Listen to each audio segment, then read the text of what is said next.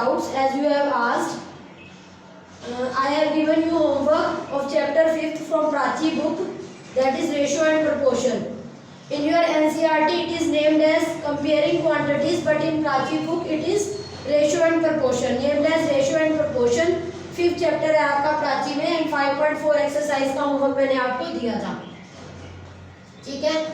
Now I am solving your doubts. First question second part, first question second part क्या है आपका? First question second part, Naresh bought 4 dozen pencil at ₹10.80 a dozen and sold them for 80 पैसा each. His gain or loss percent? MCQ है ये आपका, ठीक है। इसमें क्या दे रखा है? एक डजन का सीपी दे रखा है, एक डजन का सीपी 10.80 है, 10.80 8 डजन, 8 डजन मतलब एक डजन का, और 4 डजन बोट हुए हैं, 4 डजन बोट हुए, तो सीपी ऑफ 4 डजन क्या हुआ? 10.80 मल्टीप्लाइड बाय 4 दैट इज 43.20, ठीक है। अब जो एसपी दे रखा है वो सिर्फ एक पेंसिल का दे रखा है, एंड सोल्ड देम फॉर 80 पैसा अ पेंसिल ईच। एक पेंसिल का सिर्फ एसपी दे रखा है, तो इसलिए मैंने सीपी भी एक पेंसिल का निकाल दिया। टोटल पेंसिल्स कितनी हुई? एक डजन में 12, तो 4 डजन का मतलब क्या हो गया? 12 into 4 दैट इज 48 पेंसिल्स। एक डजन का मतलब 12 पेंसिल्स, 4 डजन का मतलब 48 पेंसिल, 12 मल्टीप्लाइड बाय 4। तो सीपी ऑफ 1 पेंसिल क्या आया?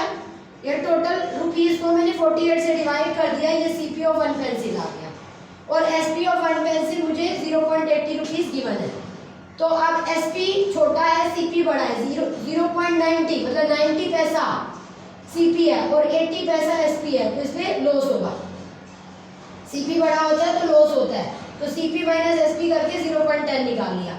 अब लॉस परसेंट क्या होता है? Loss upon CP into 100, loss is 0.10 and CP is 0.90 into 100, तो दो डिजिट के बाद डेसिमल से डेसिमल काट दिया, ठीक है, 0 से 0, और ये बन गया 100/9%। ये आपका ऑप्शन में यही दे रखा है। आगे सॉल्व करने की जरूरत नहीं है, एमसीक्यू में सिर्फ टिक करना होता है। 8 क्वेश्चन देखो, 8 क्वेश्चन देखो। 8 क्वेश्चन क्या है आप लोगों का? Harish purchase 50 dozen bananas for 135 rupees. तो CP of 50 dozen banana is 135 rupees. 5 dozen bananas could not be sold. अब 5 डजन बनानास वो बेच नहीं पाया बिकॉज दे वर रोटन, क्योंकि वो खराब हो गए थे। अब 50 डजन बनानास में से 5 डजन बनानास रोटन हो गए, तो बचे कितने उसके पास? 45 डजन बनानास, ठीक है, दैट शुड बी सोल्ड, जिसे वो बेच सकता था।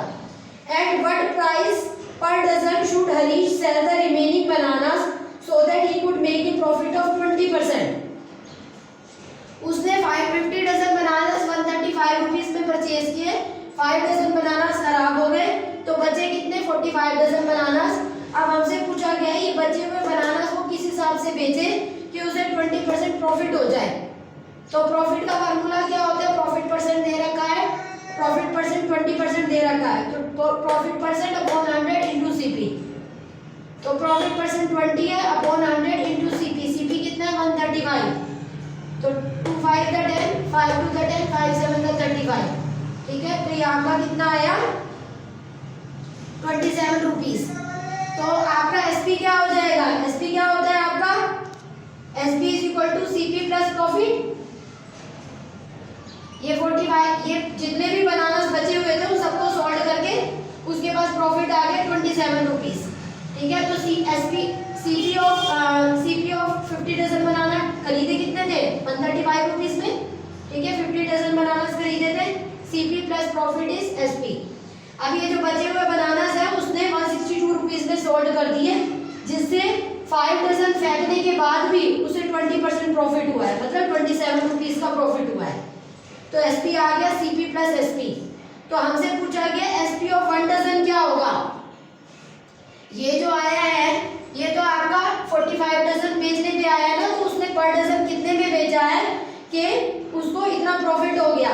तो एसपी डिवाइडेड बाय 45, क्योंकि 45 डजन बनानास का एसपी है, तो एक डजन बनाना का एसपी क्या हुआ? टोटल एसपी अपॉन 45, ये आ गया आपका डिवाइड करके 3.60, मतलब उसने पर डजन जो है वो 3 3.60 रुपीज़ में सोल्ड किए, जिसकी वजह से 5 डजन बनाना फेंकने के बाद भी उसको 20% प्रॉफिट हो गया, मतलब 27 रुपीज़ प्रॉफिट हुआ।